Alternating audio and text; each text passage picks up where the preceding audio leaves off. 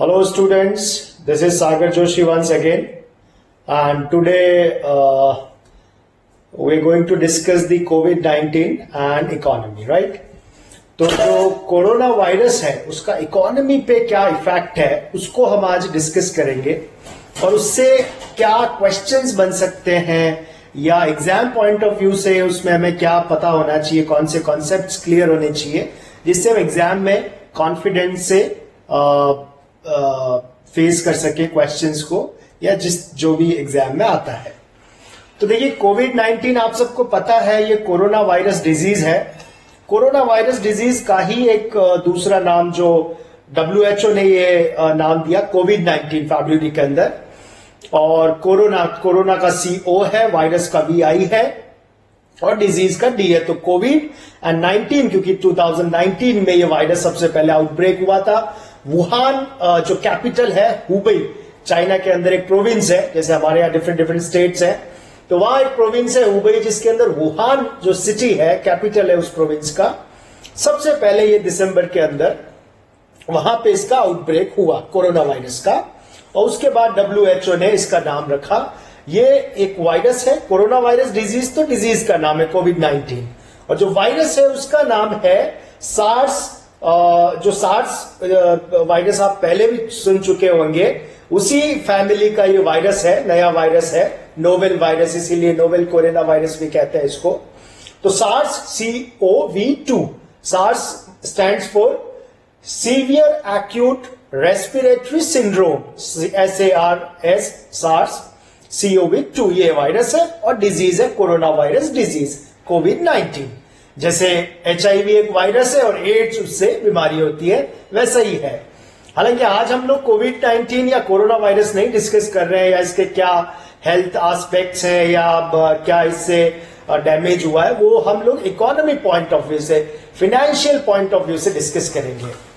अब अगर मैं आ जाता हूं सीधा इकोनॉमी पे, क्या हुआ है। देखिए जो कोरोना वायरस आया, ये कोरोना वायरस चाइना में आउटब्रेक हुआ वुहान में, उसके बाद पूरे दुनिया में स्प्रेड हुआ, ग्लोबली स्प्रेड हुआ, यूरोप, USA, इंडिया, ऑलमोस्ट सारे कंट्रीज के अंदर ये आज है।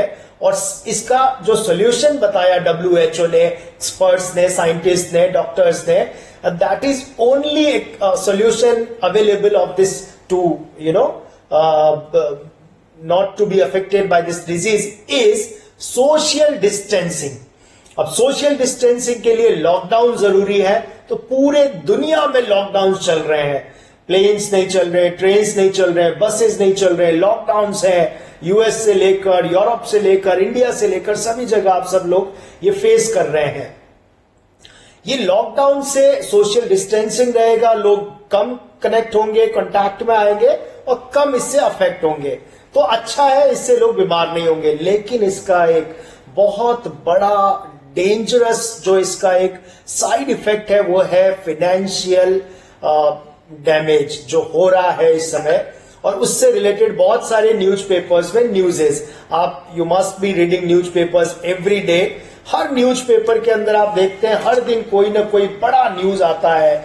जैसे फॉर एग्जाम्पल कुछ न्यूज़ेस मैंने देखे हैं या लिखे हैं जो आपने पढ़े होंगे। अभी आपने देखा होगा डिफरेंट जो ऑर्गेनाइजेशंस हैं, क्रेडिट रेटिंग एजेंसीज हैं, जो डिफरेंट बहुत सारे फाइनेंशियल ऑर्गेनाइजेशंस हैं, इंस्टीट्यूशंस हैं, वो अपने फोरकास्ट करते हैं जीडीपी को। जीडीपी क्या होता है ये भी इस वीडियो में हम डिस्कस करेंगे, क्योंकि ये इंपॉर्टेंट कॉन्सेप्ट है, समझ आएगा तभी आप बहुत सारे क्वेश्चंस अटेम्प्ट कर पाएंगे। तो जीडीपी फोरकास्ट किया और उस जीडीपी का जो प्रिडिक्शन है, फोरकास्ट है, उसको वो कंटिन्यूअसली रिवाइज कर रहे हैं, डाउनवर्ड्स रिवाइज कर रहे हैं, कम कर रहे हैं। जैसे मूडीज एक बहुत बड़ा USA का, अमेरिका की एक बहुत बड़ी क्रेडिट रेटिंग एजेंसी है मूडीज करके। तो मूडीज ने कहा साहब कि पहले 5.3% का उसने जीडीपी, हमारा इंडिया का जीडीपी उसने फोरकास्ट किया। उसको मार्च के अंदर रिवाइज किया कि नहीं साहब जो कोरोना की वजह से इस बार आपका जीडीपी 2.5% रहेगा ग्रोथ। और अभी रिसेंटली 28 अप्रैल को फिर उसको डाउनवर्ड रिवाइज किया और 0.2% जीडीपी उन्होंने ग्रोथ फोरकास्ट किया है मूडीज ने। इसी तरह से बार्कलेज है, एक यूके का ऑर्गेनाइजेशन है, अगर आपने 14 अप्रैल के न्यूज़पेपर देखे तो उन्होंने 0% फोरकास्ट किया, प्रिडिक्ट किया हमारा जीडीपी। आईएमएफ जो इंटरनेशनल मॉनिटरी फंड है, वॉशिंगटन डीसी के अंदर एक इंटरनेशनल मॉनिटरी फंड है, दुनिया भर के अंदर मॉनिटरी पॉलिसीज को स्मूथनिंग करना, उसको एक इनलाइन करना जिसका काम है, ट्रेड को एनकरेज करना जिसका काम है, और उसकी जो चीफ इकोनॉमिस्ट है वो इंडियन ओरिजिन की है, गीता गोपीनाथ, आप सब जानते हैं। तो जो क्रिस्टालिना उनकी हेड है। तो आईएमएफ भी एक बहुत इंपॉर्टेंट ऑर्गेनाइजेशन है जिसने अभी, अगर आपने 14 अप्रैल के न्यूज़पेपर्स देखे हैं तो उनका जो अर्लियर फोरकास्ट था कि भाई इंडिया का जीडीपी जो जनवरी में उन्होंने रिलीज किया था, पब्लिश किया था कि 5.8% रहेगा, उसको उन्होंने डाउनवर्ड्स कर दिया है और 1.9% का फोरकास्ट किया है। रिजर्व बैंक ऑफ इंडिया जो हमारा खुद का ऑर्गेनाइजेशन है, सेंट्रल बैंक है हमारा खुद का, उसने भी 1.9% का ग्रोथ फोरकास्ट किया है अभी रिसेंटली। तो वेरियस ऑर्गेनाइजेशन है, ये इंडिया की बात कर रहा हूं, वर्ल्ड वाइड बात करूं तो यूएसए का भी देखिए, जीडीपी एक बहुत बड़ा इंडिकेटर है। जीडीपी से ही पता चलता है कि आपका इकोनॉमी ग्रो कर रहा है, डी ग्रो कर रहा है, स्टैग्नेंट है, या इकोनॉमी का क्या हालत है आपकी। तो जीडीपी एक बहुत बड़ा एक इंडिकेटर है। अब आप देखेंगे, ये तो हुई जीडीपी की बात या ग्रोथ रेट की बात या इकोनॉमी की, बट और भी बहुत सारे न्यूज़ेस आए। अगर आपने 24 अप्रैल को देखा होगा तो एक बहुत बड़ी म्यूचुअल फंड कंपनी है फ्रैंकलिन टेम्पल्टन, उसने कहा साहब कि हम इंडिया में जो 6 हमारी म्यूचुअल फंड स्कीम्स हैं जिसमें लोग अपना हार्ड अर्न्ड मनी इन्वेस्ट करते हैं ग्रोथ के लिए, उन्होंने कहा साहब हम अपनी 6 डेट की जो स्कीम्स है उनको क्लोज डाउन कर रहे हैं, हम पैसा रिफंड अभी कुछ टाइम के लिए नहीं कर सकते। तो आप अपना पैसा रिडीम नहीं कर सकते या अपना पैसा निकाल नहीं सकते। तो बहुत बड़ा न्यूज है ये, एक बड़ी बात है कि जिनको बहुत सिक्योर सेफ माना जाता है वो भी अब डिफॉल्ट कर रहे हैं, या डिफॉल्ट तो नहीं कहेंगे बट डिले कर रहे हैं कि साहब अभी हमारे पास पैसा नहीं है। उसी तरीके से एक आपने बड़ा इंटरेस्टिंग न्यूज पढ़ा होगा 20 अप्रैल को न्यूज़पेपर में कि जो क्रूड ऑयल है, क्रूड ऑयल जिसको हम काला सोना कहते थे, दुनिया में कितनी लड़ाइयां हुई है। अमेरिका ने सारी लड़ाइयां, चाहे वो अफगानिस्तान में, चाहे इराक में, कुवैत में, जितनी भी लड़ाइयां करी है वो सब लड़ाइयां जिस ब्लैक गोल्ड या जिस क्रूड ऑयल के लिए करी है, जो एक दुनिया की सबसे प्रीशियस कमोडिटी हुआ करता था, उसका यह हालत हो गया। 20 अप्रैल को एक न्यूज आता है कि उसका नेगेटिव रेट है, यानी कि आप जो WTI क्रूड था, देखिए अलग अलग मैं पढ़ाऊंगा इस वीडियो में आपको, WTI क्रूड और ब्रेंट क्रूड, तो WTI क्रूड का रेट माइनस आ गया, यानी कि यूएस बोलता है कि आप हमारा क्रूड ऑयल ले जाइए और साथ में पैसा भी ले जाइए। तो आपने कभी ऐसा सुना है कि आप माल भी लीजिए और पैसा भी लीजिए? तो लेकिन ऐसा हुआ, and first time in the history, very first time, never ever happened, ऐसा नेगेटिव रेट क्रूड का कभी नहीं हुआ हिस्ट्री में, वो भी अभी हुआ। तो कितना सीवियर है ये डैमेज फाइनेंशियल, उसको आप इसकी सीवियरिटी या इसकी ग्रेविटी अब आप समझ रहे होंगे। बहुत सारे न्यूज़ेस आए, उसके बाद देखिए जब इस तरह के न्यूज़ेस आते हैं तो ऑब्वियसली जो वर्ल्ड का या कंट्री का इकोनॉमी कोलैप्स होने लगता है, stock market, share market collapse होने लगते हैं, क्रैश होने लगते हैं। तो उनको सेव करने के लिए इकोनॉमी को बहुत सारे मेजर्स लिए जाते हैं। तो उसके लिए गवर्नमेंट्स ने, आपने न्यूज पढ़ा होगा कि जो यूएसए है उसने 27 मार्च को डोनाल्ड ट्रंप साहब ने साइन किया एक $2.2 ट्रिलियन का एक रिलीफ पैकेज, स्टिमुलस पैकेज कहते हैं उसको। ये क्या होते हैं सब बताऊंगा मैं, अभी सिर्फ मैं बता रहा हूं कि क्या है सिनेरियो, उसके बाद आपको बहुत एक्सप्लेन करूंगा सिंपल वर्ड्स में, सारे कॉन्सेप्ट्स क्लियर हो जाएंगे और आपका ये जो चैप्टर है या जो इससे रिलेटेड डाउट्स है वो सब क्लियर हो जाएंगे। तो यूएसए कह रहा है साहब कि ट्रंप साहब ने, जो प्रेसिडेंट है, 2.2 ट्रिलियन डॉलर का मतलब समझते हैं आप? ये सिर्फ पैकेज है, पहला फर्स्ट रिलीफ पैकेज, और भी रिलीफ पैकेजेस आएंगे। 2.2 ट्रिलियन डॉलर का एक पैकेज है। हमारी पूरी इकोनॉमी $3 ट्रिलियन की है। $1 ट्रिलियन में 70,000 करोड़ रुपए, जीरो गिनने मुझे आते नहीं है और गिनने भी नहीं चाहिए, जीरो गिनने से पैसे आते नहीं है। कई लोग जीरो गिन गिन के और जीरो पूछ पूछ के जिंदगी में अपने तालियां बटोरते हैं, तो ऐसे लोगों से कोई मतलब नहीं है। बट $3 ट्रिलियन हमारा इकोनॉमी है, यूएसए का $22 ट्रिलियन का है, $14 ट्रिलियन का ये चाइना का है, तो हम उनसे काफी पीछे हैं अभी। तो ठीक है, हमारा भी टाइम आएगा, अपना टाइम आएगा, और every tiger has his day, तो hopefully we will also have our day. तो हमारा भी दिन आएगा, ऐसी बात नहीं। और हाइड्रोक्सी क्लोरोक्विन तो हमारे पास ही है। तुम कितना भी $22 ट्रिलियन इकोनॉमी हो, तुम सुपर पावर हो, तुम वर्ल्ड का पावर हाउस हो, लेकिन हाइड्रोक्सी क्लोरोक्विन हमारे से लेना पड़ता है। तो हमारी भी अपनी वैल्यू है, पर ठीक है। चलिए, कमिंग बैक टू यूएसए, तो ट्रम्प साहब ने किया, और सभी गवर्नमेंट्स ने। इंडिया में 27 मार्च को एक हेडलाइन था कि जो हमारी फाइनेंस मिनिस्टर है निर्मला सीतारामन ने 1.7 लाख करोड़ का एक रिलीफ पैकेज दिया है। और ये रिलीफ पैकेज जो दिया, स्टिमुलस पैकेज दिया है, बेसिकली ये जो प्रधानमंत्री गरीब कल्याण स्कीम है, योजना है, नरेगा है, इन सब के थ्रू ये पैसा मार्केट में दिया जाए। क्यों दिया जाता है, रिलीफ पैकेजेस क्या होते हैं, स्टिमुलस क्या होते हैं, इससे क्या हो जाएगा, इकोनॉमी को रिवाइव हो जाएगा, रिवाइवल, ये सब चीजें हम डिस्कस करेंगे। पहले मैं आपको सिर्फ बता रहा हूं कि इसका कितना सीवियर है। उसके बाद फिर आरबीआई ने अनाउंस किया। देखिए, 27 मार्च को ही आरबीआई का एक जो हमारे आरबीआई गवर्नर है, उन्होंने हमारी रेपो रेट को, अब देखिए इन कॉन्सेप्ट पे बहुत क्वेश्चन आते हैं, inflation, repo, price rise, CRR, SLR, bank rate, इस पे क्वेश्चंस आते हैं। कॉन्सेप्ट समझ में आने चाहिए आपको। तो आरबीआई के गवर्नर ने रेपो रेट को 75 बेसिस पॉइंट कम कर दिया, यानी कि जो पहले 5.15% थी, उसको कम 75 बेसिस पॉइंट कम करके 4.40% कम कर दिया। फिर 17 अप्रैल को फिर रिवर्स रेपो को, उसके बाद रिवर्स रेपो को 25 बेसिस पॉइंट कम करके 3.25% कर दिया। उसके बाद में 50,000 करोड़ का एलटीआरओ इशू किया।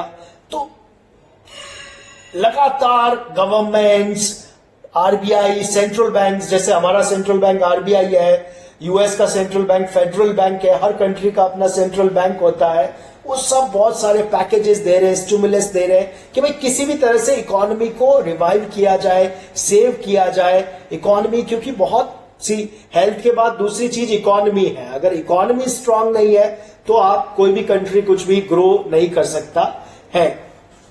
तो ये सब चीजें हैं।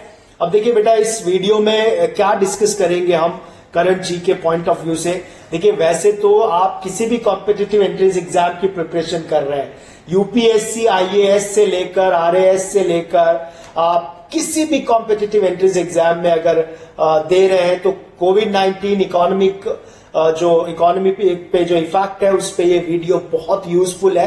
बट स्पेशली या जो ये फोकस्ड है वो क्लैट एस्पिरेंट्स के लिए है, क्योंकि क्लैट का जो इस बार का पैटर्न है वो पैराग्राफ बेस्ड है। पैसेजेस आएंगे, पैराग्राफ्स आएंगे, तो उन पैराग्राफ्स में आपको कॉन्सेप्ट क्लियर होने चाहिए।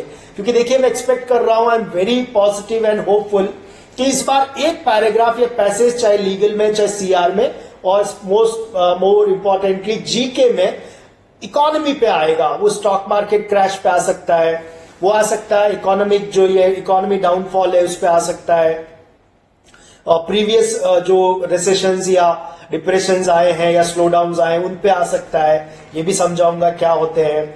इसी तरीके से हो सकता है कि उस पे आए कि ये जो रिलीफ स्टिमुलस पैकेजेस है या कैसे रिवाइव करें, क्योंकि देखिए इकोनॉमी जब डाउन होएगा बहुत सारी चीजें उसके डैमेजेस होंगे, जॉब लॉसेज होंगे, कंपनीज ले ऑफ करेंगे जॉब्स को, बहुत सारे लोग बेरोजगार होंगे, और भूखमरी, स्टारवेशन आ जाएगा भयंकर लेवल पे। कई सारे एजेंसीज ने प्रिडिक्ट किया 25 करोड़ लोग भूखमरी से मर सकते हैं। तो कई सारे इसके इफेक्ट होते हैं, डैमेजेस होते हैं, कोलेटरल डैमेजेस होंगे, तो बहुत सारी प्रॉब्लम्स आएंगी। तो इसलिए बचाना जरूरी है दुनिया को भी। और देखिए पूरी दुनिया की इकोनॉमी, अब ये ग्लोबलाइजेशन है, globalisation, world is global village, small village, तो सब ग्लोबली कनेक्टेड है। तो अगर एक कंट्री बर्बाद होगा तो उसका असर दूसरों या पूरी दुनिया पर होगा, क्योंकि सब आपस में कनेक्टेड है, सबके आपस में पेमेंट्स ड्यू है, एक्सपोर्ट इंपोर्ट्स पे डिपेंडेंट है, बहुत सारी चीजें जो मैं आगे क्लैरिफाई करूंगा। तो इस तरीके से ये वीडियो बेसिकली जो है आपको हेल्प करेगा क्लैट एस्पिरेंट्स को कॉन्सेप्ट क्लियर करने में, ताकि पैराग्राफ जब आए तो उन्हें फटाक से समझ में आए कि भाई ये पैराग्राफ किस बारे में, ये क्या कॉन्सेप्ट कह रहा है और इसके क्या आंसर्स होंगे। तो कॉन्सेप्ट बेसिकली मैं क्लियर कर रहा हूं जो आपको नहीं समझ आते हैं। तो जैसे मैंने कहा कि जब कोविड-19 आया, सोशल डिस्टेंसिंग हुआ, लॉकडाउन हुआ, तो फैक्ट्रीज बंद हुए। फैक्ट्रीज बंद होने से मैन्युफैक्चरिंग या प्रोडक्शन बंद हुआ। चाइना में सबसे पहले इसका इफेक्ट आया, और चाइना में इफेक्ट आने से पूरी, जैसे मैंने कहा, ग्लोबली कनेक्टेड है। कैसे कनेक्टेड है कि देखिए, अब जैसे फॉर एग्जाम्पल, अब हमारे दुनिया में हमारी फार्मास्यूटिकल का बहुत सारा एक्सपोर्ट होता है, हाइड्रोक्सीक्लोरोक्विन जिसका मैंने एग्जांपल दिया, बहुत सारी और भी मेडिसिन हम यूएस जैसी कंट्री को देते हैं, हमारा बहुत बड़ा एक्सपोर्ट होता है यूएसए को। लेकिन हमारी फार्मास्यूटिकल इंडस्ट्री का जो रॉ मटेरियल है, जिसको हम एपीआई बोलते हैं, एक्टिव फार्मास्यूटिकल इंग्रेडिएंट, इसका 80% ये रॉ मटेरियल आता है कहां से? चाइना से। अब चाइना में फैक्ट्री बंद है तो मैन्युफैक्चरिंग नहीं हो रहा एपीआई का, एपीआई नहीं आएगा तो इंडिया अपनी दवाई नहीं बना पाएगा, इंडिया दवा नहीं बनाएगा तो यूएसए में, यूरोप में जो वो दवा एक्सपोर्ट करता है वो फार्मास्यूटिकल, उसका स्लो डाउन आ जाएगा। तो ये सारी चीजें पूरी अच्छे से कनेक्टेड चीजें हैं।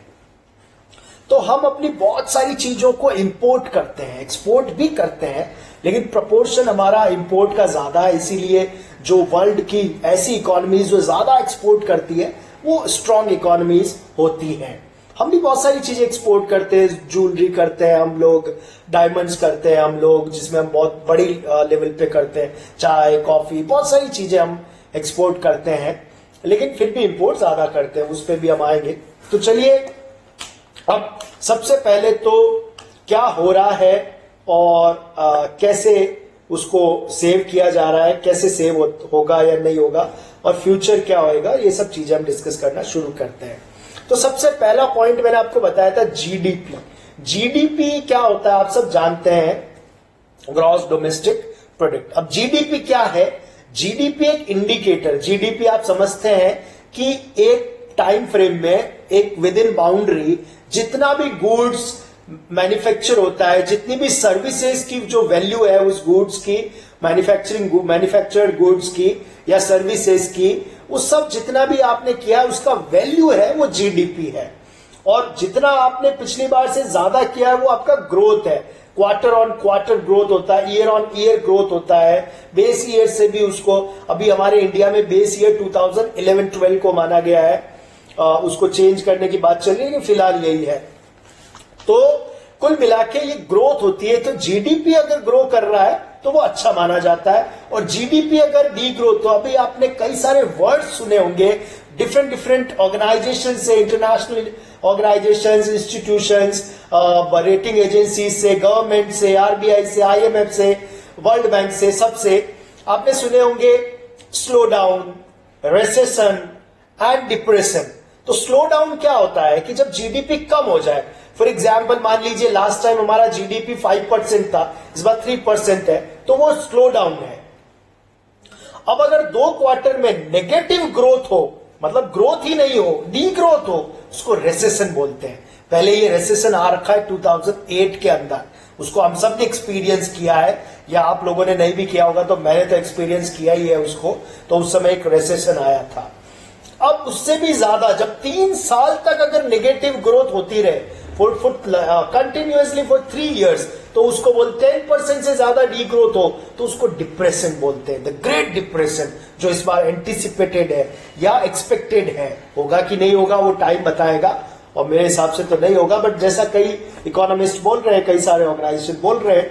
डिप्रेशन पहले कब आया था? द ग्रेट डिप्रेशन 1929, आज से 90 साल पहले। 29-30 के अंदर यूएसए से ही स्टार्ट हुआ था, स्टॉक मार्केट क्रैश हुआ था, उसका डिप्रेशन आया था, स्टारवेशन, जॉब्स कटिंग, भुखमरी, ये सब चीजें आ गई थी। तो ये आया था 29 में। तो आप लोगों ने उसको नहीं देखा है, बल्कि आपके पेरेंट्स ने भी नहीं देखा होगा, ग्रैंड पेरेंट्स ने भी नहीं देखा होगा, क्योंकि उस समय दादाजी भी या तो होंगे नहीं, बहुत छोटे होंगे या नहीं भी होंगे कईयों के। तो हमारी जनरेशन ने नहीं देखा है, एंड मैं आई प्रे कि हम लोग देखे भी नहीं। क्यों देखे भाई ऐसी चीजें, हम अच्छी अच्छी चीजें देखना चाहेंगे, है ना। तो but let us see what happens. तो ये डिफरेंस है। तो आप सुन रहे होंगे स्लो डाउन, रेसेशन 2008 में था। तो जब जीडीपी कम होएगा तो स्लो डाउन होएगा, नेगेटिव होएगा तो रेसेशन होएगा, और जब जीडीपी क्रैश होगा 3 साल तक तो उसको डिप्रेशन बोलेंगे, या 10% 15% डिप्रेशन डिग्रोथ होगा तो उसे डिप्रेशन बोलेंगे। फिलहाल रेसेशन चल रहा है, क्योंकि ग्रोथ एक प्रेडिक्टेड है या एंटिसिपेटेड है या फोरकास्टेड है। जो मैंने कहा डिफरेंट मूडीज है, बार्कलेज है, आईएमएफ है, आरबीआई, बहुत सारे लोग उसको प्रेडिक्ट करते हैं जीडीपी को, हमारी भी और दुनिया भर की भी। अब देखिए अब होगा क्या, कैसे इसका सॉल्यूशन कैसे होता है। तो गवर्नमेंट के पास 2 पॉलिसीज होती है, एक होती है मॉनिटरी पॉलिसी, एक होती है फिस्कल पॉलिसी। मॉनिटरी पॉलिसी को मैनेज करता है, कंट्रोल करता है उस कंट्री का central bank, in are case RBI. तो आरबीआई अपनी मॉनिटरी पॉलिसी से बैंक रेट कम करेगा, रेपो रेट कम करेगा, रीपर्चेज रेपो रेट बढ़ाएगा, सीआरआर कम करेगा, कैश रिजर्व रेशियो, एसएलआर को कम करेगा, और इन सब तरीकों से वो इकोनॉमी में ज्यादा मनी पंप करेगा, जिससे इकोनॉमी, अब ये सब कैसे होगा मैं समझा दूंगा, डरने की जरूरत नहीं है। फिर दूसरा तरीका फिस्कल पॉलिसी। फिस्कल पॉलिसी क्या होता है, ये गवर्नमेंट कंट्रोल करता है, जिसमें गवर्नमेंट स्पेंडिंग करता है, गवर्नमेंट स्पेंड करता है। देखिए स्लो डाउन का या रिसेशन का या मंदी का मतलब क्या है, या फाइनेंशियल क्राइसिस का मतलब क्या है, कि लोगों के पास पैसा नहीं होता है।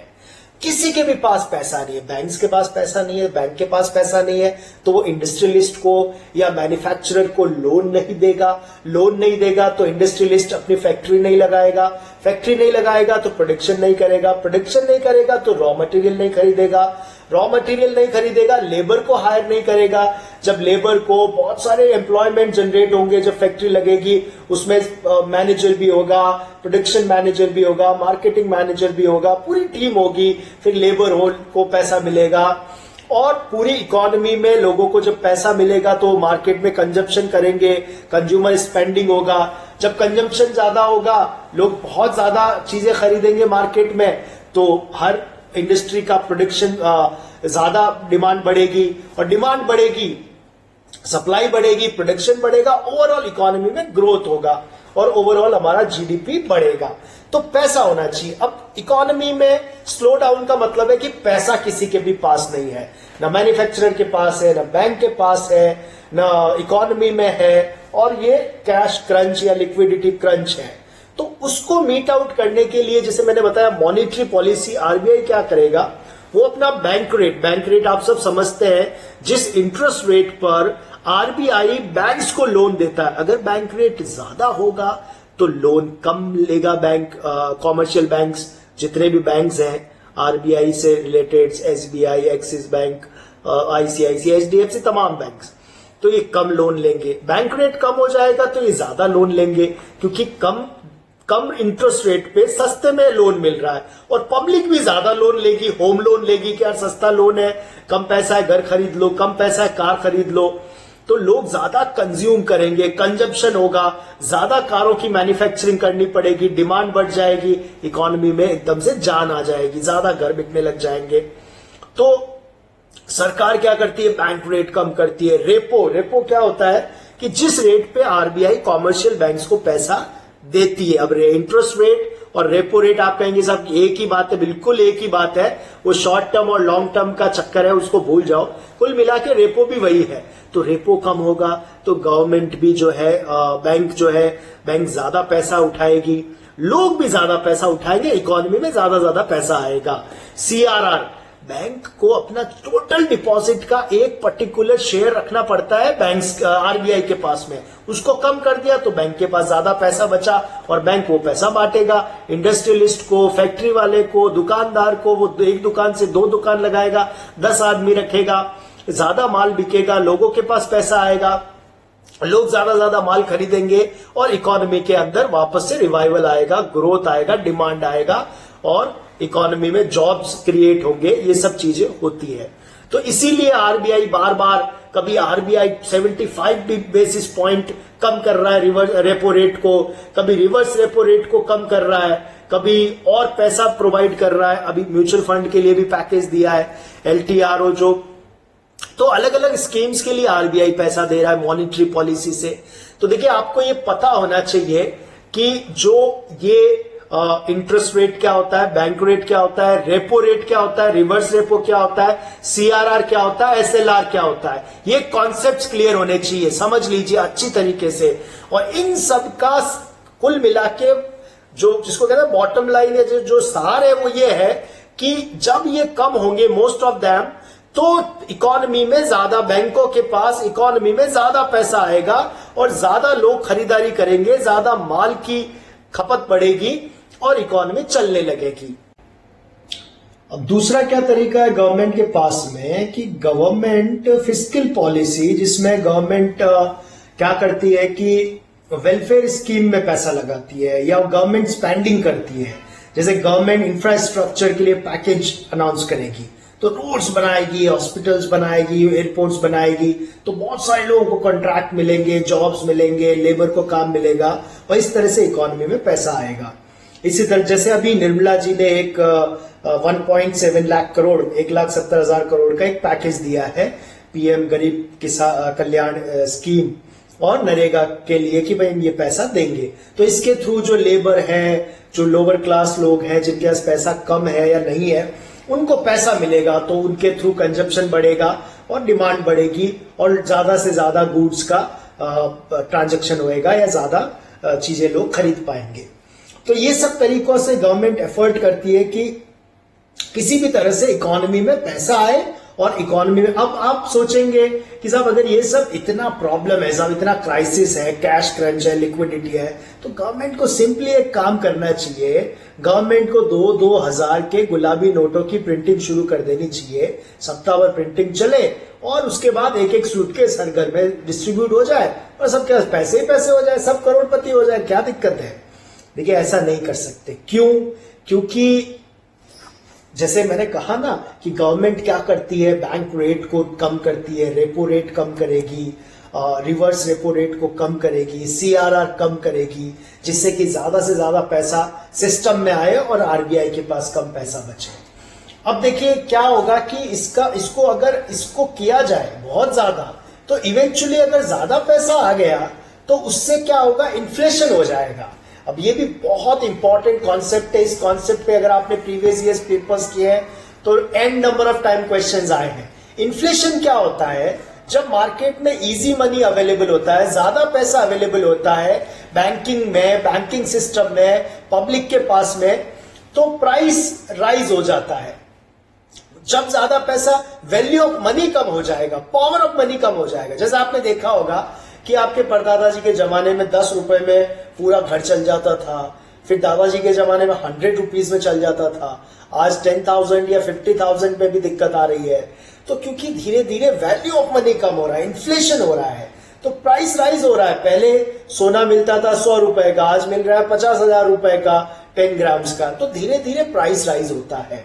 तो ज्यादा पैसा डालने से प्राइस राइज हो जाएगा, इन्फ्लेशन हो जाएगा और ज्यादा चीजों का वैल्यू, जो वैल्यू ऑफ मनी है वो कम हो जाएगी। जो पावर ऑफ मनी है, क्वांटिटी और क्वालिटी ये उल्टा है, क्वांटिटी बढ़ेगी तो क्वालिटी कम हो जाएगी, तो क्वालिटी कम हो जाएगी तो आपकी इंटरनेशनल मार्केट में करेंसी का वैल्यू कम हो जाएगा और आपको वैसे ही डैमेज होना शुरू हो जाएगा।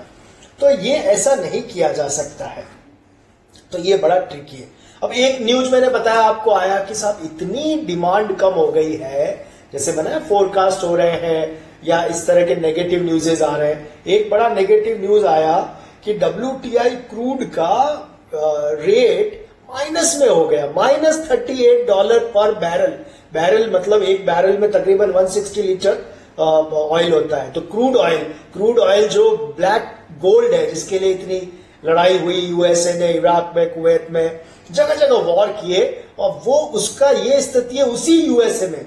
देखिए यूरोप में चलता है ब्रेंट क्रूड और यूएस में चलता है ये WTI क्रूड। WTI का stands for West Texas intermediate benchmark है ये क्रूड ऑयल का। तो क्रूड ऑयल, जिस ऑयल से डीजल बनता है, एन नंबर ऑफ प्रोडक्ट्स बनते हैं, अब डीजल का डिमांड कम हो गया। अब प्रॉब्लम क्या है कि जो ब्रेंट क्रूड है वो तो आता है समंदर से, जिसको स्टोर करना आसान होता है। ये आता है जमीन से, जो अमेरिका में, और इसको स्टोर करना मुश्किल है। तो इतना प्रोडक्शन हो गया, और क्योंकि फ्यूचर के हिसाब से प्रोडक्शन किया, फ्यूचर कॉन्ट्रैक्ट के हिसाब से इसका ट्रांजैक्शन हुआ कि साहब फ्यूचर में इतनी डिमांड आएगी। डिमांड अचानक से आई नहीं, पूरी दुनिया लॉकडाउन है, कोई डीजल नहीं चल रहा, कोई प्लेन नहीं चल रहा, कोई फैक्ट्री नहीं चल रहा, कहीं पे भी ऑयल की डिमांड नहीं है। सारा ऑयल वो प्रोडक्शन ज्यादा है और स्टोरेज नहीं है। तो ये हालत हो गई कि WTI crude oil first time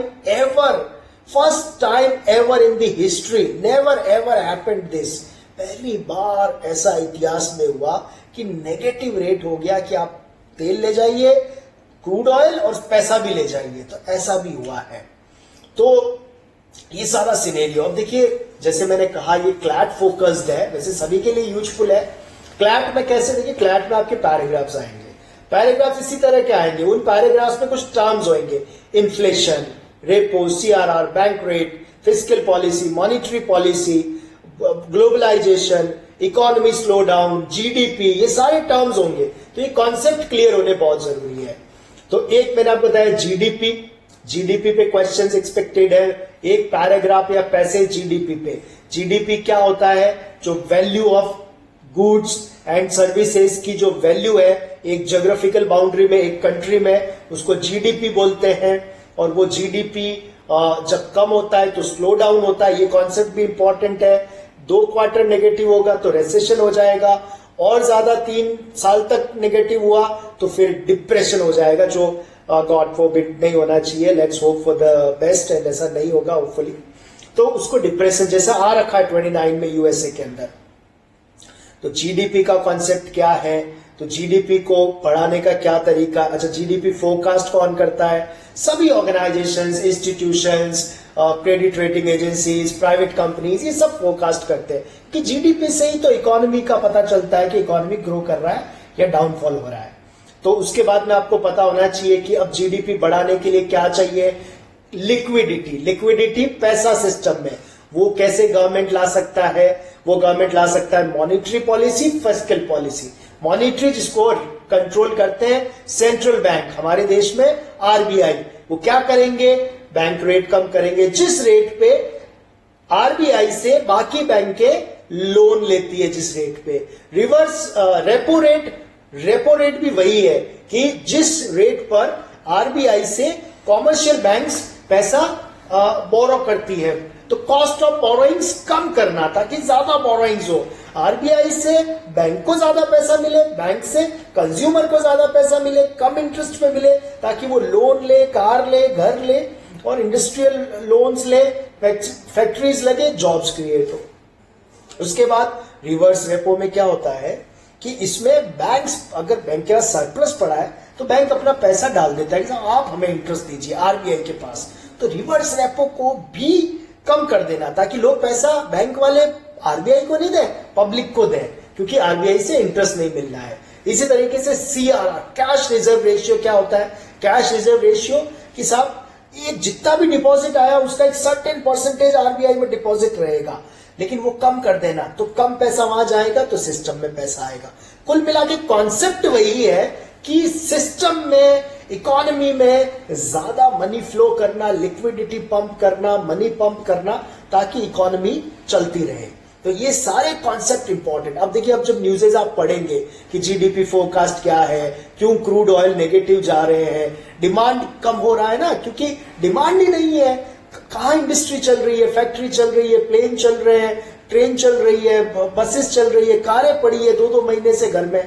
तो कुल मिला के इस वजह से ये डिमांड कम हो रही है। जब डिमांड कम होगी और सप्लाई ज्यादा होगी तो उसकी वैल्यू घटेगी। तो ये सब चीजें आपको पता है, ठीक है। अब आप पढ़ेंगे कि आरबीआई ने ये पैकेज दिया, ये रेट बेसिस पॉइंट कम किया, तो ये सब समझ आएगा आपको। इसी तरह के पैराग्राफ आएंगे और सीधा पूछा जाएगा रिवर्स रेपो क्या होता है, रेपो क्या होता है, सीआरआर क्या है, इन्फ्लेशन क्या है, या आईएमएफ क्या है ना, कब बना था आईएमएफ। तो ये सब तो आपको पता ही है। मैंने आपको कंसेप्चुअल, कॉन्सेप्ट क्या है वो समझाने की कोशिश करी है। अब देखिए, जहां तक सवाल है नोट्स का, इस वीडियो को 2 बार देख लीजिए, आपको सब कुछ क्लैरिफाई हो जाएगा। और इसके अलावा हमने जो अपने टेलीग्राम ग्रुप में लॉ प्रेप ट्यूटोरियल के और एलएमएस में online.lawpreptutorial.com, उसमें एक 100 टॉपिक की लिस्ट दी है, इंपॉर्टेंट टॉपिक की। आप कौन कौन से टॉपिक पे इस तरह के वीडियोस चाहते हैं वो आप हमें कमेंट में दें, हम उस पे वीडियोस आपको देंगे। और नोट्स हमारे एलएमएस में दिए जाएंगे। वैसे ये 100 टॉपिक्स के नोट्स भी बहुत जल्दी रिलीज करेंगे हम, और इनके इस तरह के जो नोट्स हैं तो उसके लिए आप कमेंट करें और ज्यादा से ज्यादा इस वीडियो को शेयर करें। अगर आप बहुत ज्यादा लाइक्स और कमेंट्स देंगे तो बहुत ज्यादा वीडियोस आएंगे, नहीं देंगे तो नहीं आएंगे, सिंपल सी बात है। तो आज के लिए इतना ही। बहुत बहुत धन्यवाद वीडियो देखने के लिए। Thank you so much. God bless.